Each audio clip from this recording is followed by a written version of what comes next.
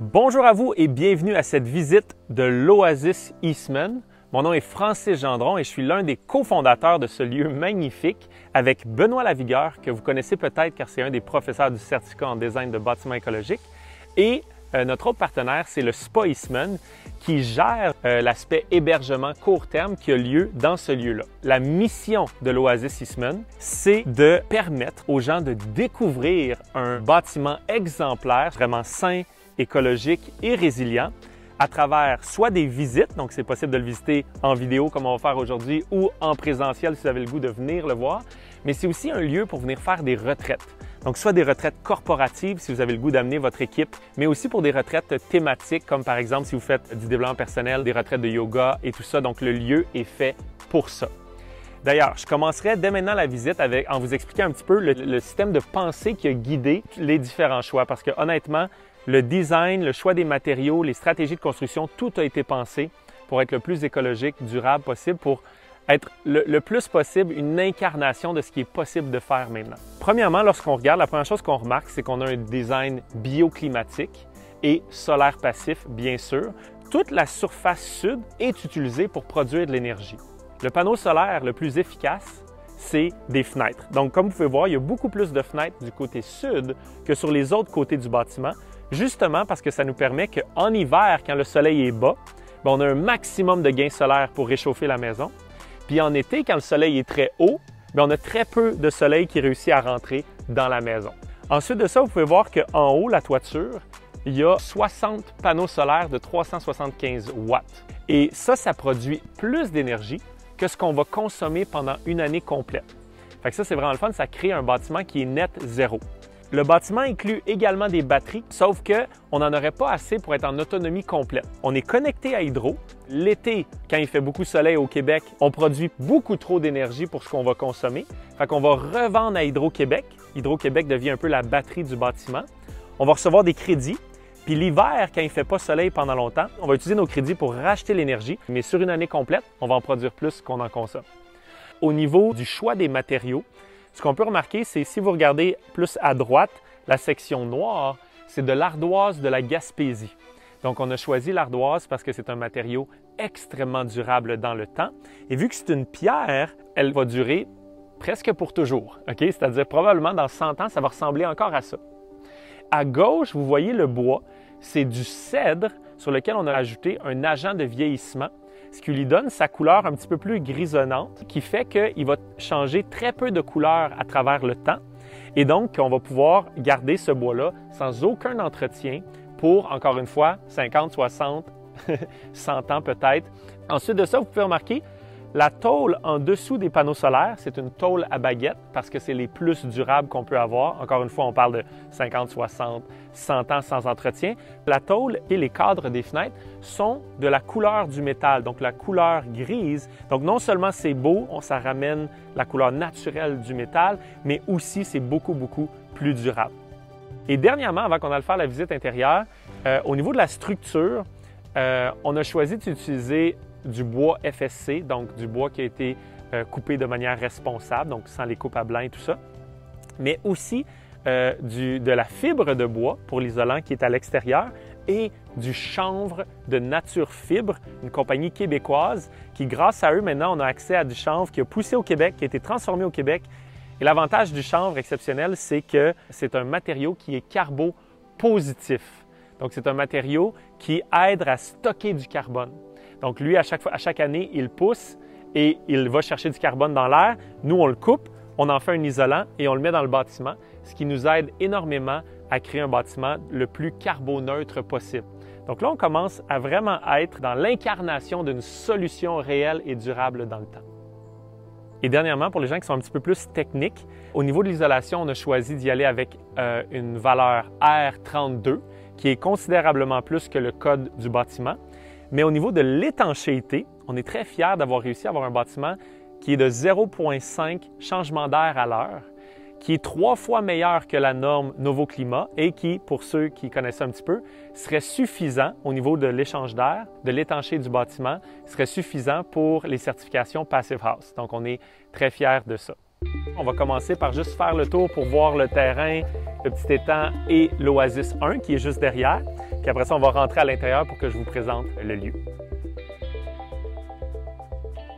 Donc, nous voici à l'intérieur, dans l'entrée. Et pour l'entrée, on voulait faire quelque chose qui allait être à la fois très pratique, même pour des grands groupes, parce qu'il peut y avoir des retraites ici jusqu'à 25-30 personnes, mais aussi qui soit absolument grandiose. Donc, le premier élément de l'aspect grandiose, c'est comme vous aviez vu, quand on a rentré, la porte, elle est vitrée. Et dès qu'on rentre, on voit tout de suite l'atrium 2 étages qui lui-même donne sur la serre. Donc, on a vraiment un effet de verdure, de grandeur, de beauté qui était super important pour nous.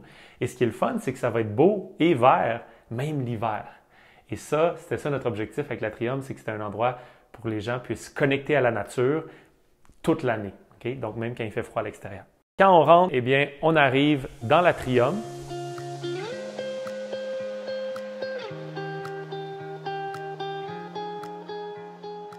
C'est cet espace-là qu'on trouvait vraiment magnifique avec plusieurs éléments clés comme un sauna infrarouge. Pour ceux d'entre vous qui êtes familiers avec les bienfaits d'un sauna infrarouge pour détoxifier, puis il y a tout le concept de la thermothérapie également.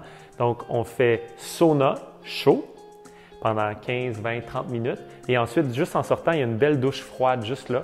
Fait qu'on peut prendre une douche froide tout de suite après et une fois qu'on a fait chaud-froid, eh bien, on peut venir relaxer dans les divans magnifiques qui sont juste ici à côté.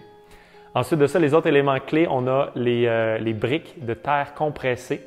Donc, quand on a fait l'excavation ici, on avait de la terre. Donc, il y a une équipe de bénévoles qui est venue nous aider pour construire les briques qui ont été utilisées autant ici dans l'Oasis 2 que dans l'Oasis 1. Et on a utilisé cette terre-là qu'on a compressée littéralement manuellement.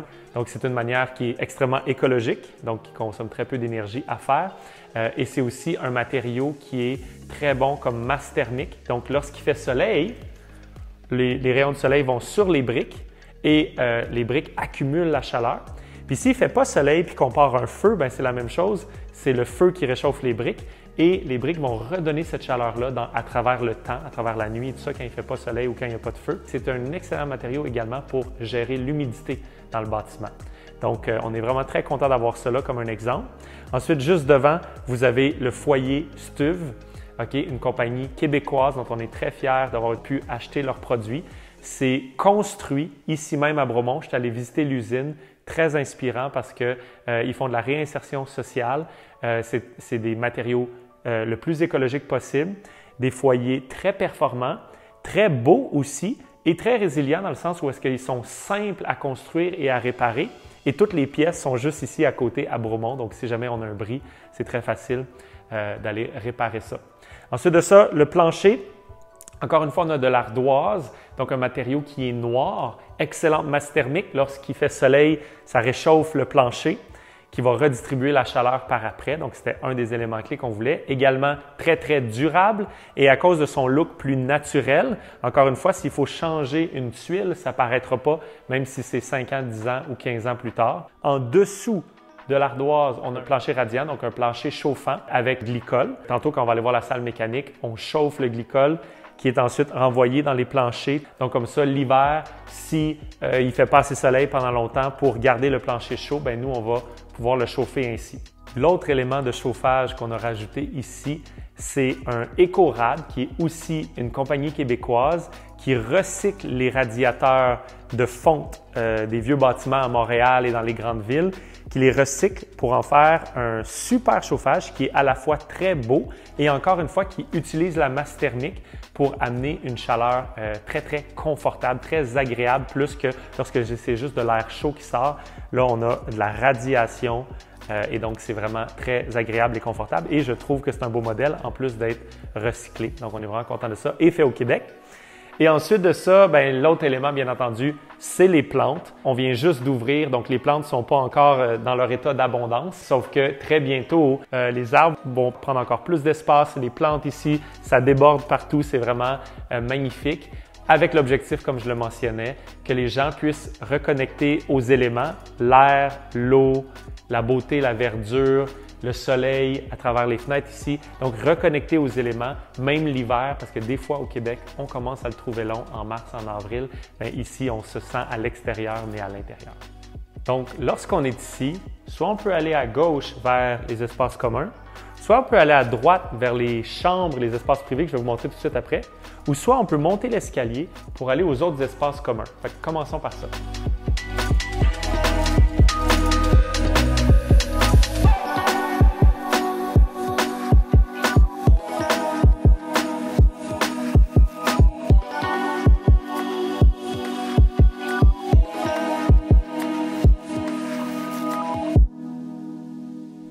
Donc ici, c'est la salle multifonctionnelle. Donc, tout dépendant qui va être ici, ils vont pouvoir l'installer comme ils désirent. Donc, on a plein de tables, plein de chaises, de tapis de yoga et de petites chaisettes. On a tout ce que les gens ont besoin pour créer l'ambiance qu'ils désirent. Donc, par exemple, moi, ici, je donne la retraite « Crée la vie qui t'inspire ». Donc, on peut donner une formation complète ici. On peut aller jusqu'à 40 personnes comme ça. Sinon, on peut avoir une vingtaine de personnes en mode yoga, donc chacun avec son tapis. Donc, la salle est super belle avec un beau plancher en chêne blanc huilé, tous des matériaux sains partout. Et comme vous pouvez voir, il y a des grandes fenêtres tout autour. Donc, on voulait vraiment une belle pièce bien éclairée naturellement et avec la vue, bien entendu, sur le petit étang, sur la forêt, sur la nature tout autour, dans le fond. Donc, je vous propose maintenant d'aller voir les chambres et on va faire un petit arrêt de quelques secondes pour voir un des éléments que je trouve vraiment le fun.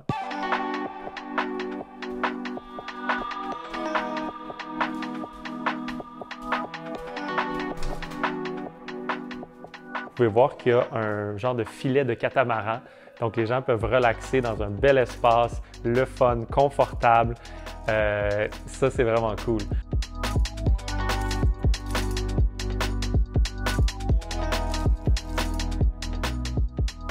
Donc, bienvenue dans les chambres. Donc, les 6 chambres qu'il y a par Oasis sont assez similaires. Ils ont tous les mêmes éléments clés, comme par exemple un lit queen extrêmement confortable que j'ai testé déjà et c'est vraiment super. Un style justement avec la céramique derrière le lit pour donner de la beauté avec le système d'éclairage. Là, on le voit un petit peu moins bien parce qu'il fait clair, mais le système d'éclairage est vraiment super agréable le soir. Chaque chambre a également une salle de bain, un petit bureau avec une chaise pour juste être super confortable. Certaines chambres ont également un petit divan-lit. Au niveau des éléments plus écologiques, on garde les mêmes choses, sans matériaux, il n'y a pas de COV dans les peintures et tout ça. Des matériaux nobles, le même plancher que dans la salle en chêne blanc. Au niveau des champs électromagnétiques, donc le Wi-Fi se ferme toute seule la nuit. Donc vers 11h ou minuit, le Wi-Fi se ferme jusqu'à 6h du matin. Si jamais les gens ont vraiment besoin d'Internet, il y a des prises Ethernet, donc Internet filaire sur tous les bureaux. Ça, c'est vraiment le fun. Sinon aussi, tous les têtes de lit, on a mis un système pour, dans le fond, on a installé un grillage pour s'assurer qu'il n'y avait aucun champ électromagnétique qui allait proche des têtes de lit, puisque c'est là qu'on est le plus vulnérable quand on dort, puis on est là le plus longtemps aussi, donc il y a plusieurs heures. Donc prenons une petite minute pour aller voir les 2 autres modèles de chambre.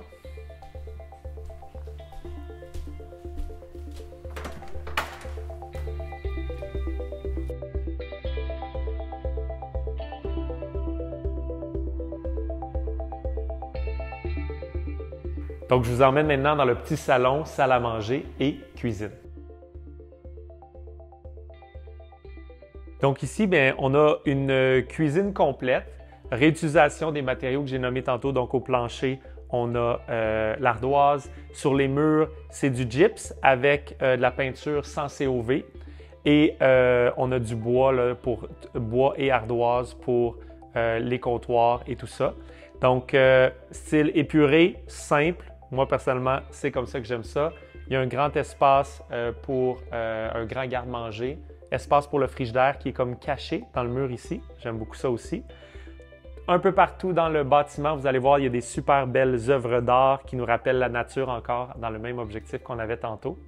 Donc, c'est juste un bel espace agréable pour les gens qui veulent l'utiliser.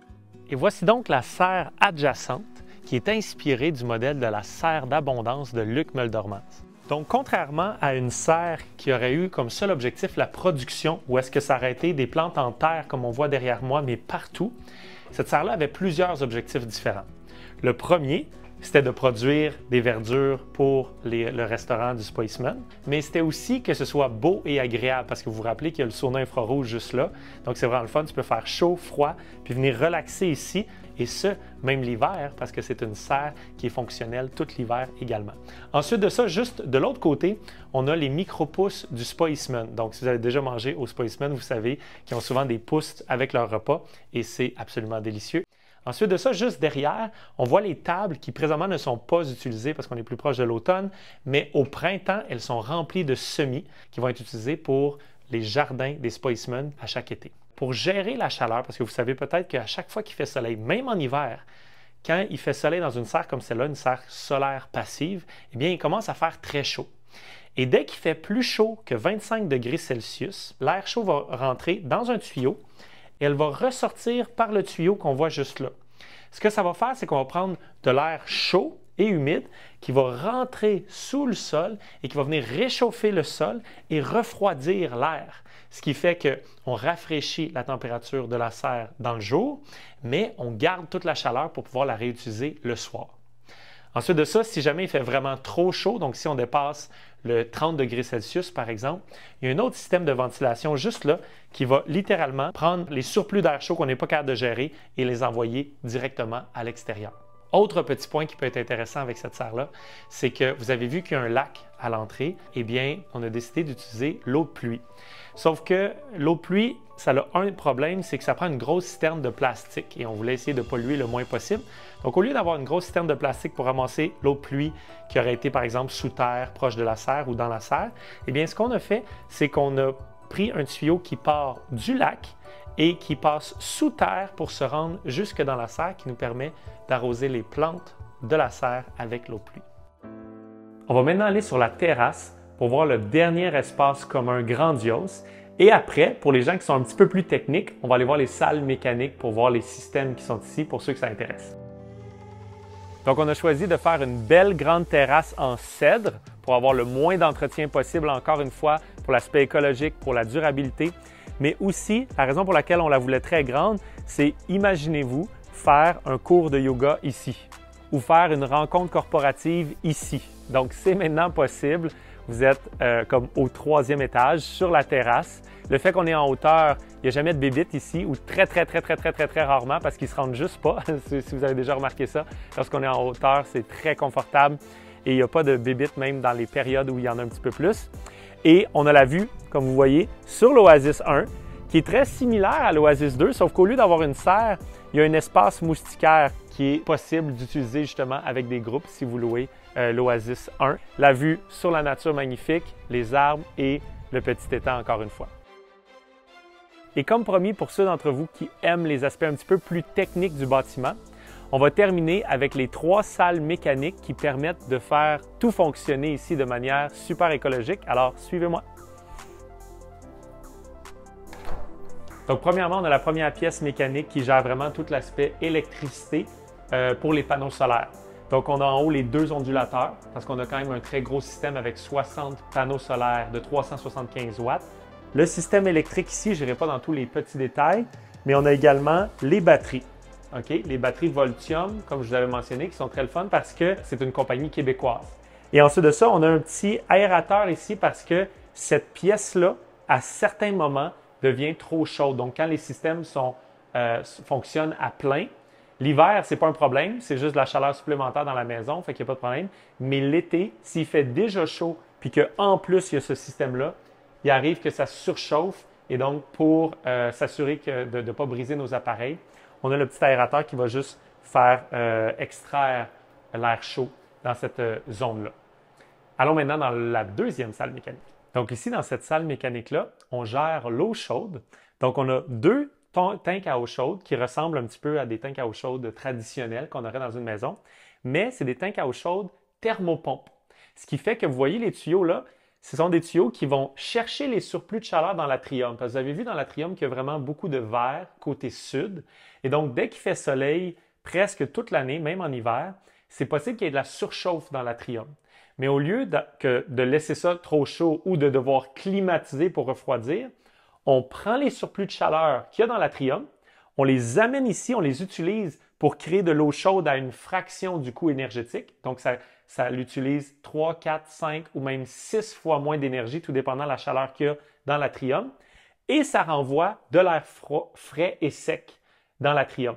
Donc, c'est une manière d'enlever les surchauffes, de climatiser et en même temps d'avoir de l'eau chaude de manière qui consomme beaucoup moins d'énergie, donc qui nous rapproche de notre objectif. Bien, en fait, l'objectif qu'on a atteint d'un bâtiment qui consomme moins d'énergie qu'il en produit avec les panneaux solaires. Donc, on est maintenant dans la dernière salle mécanique.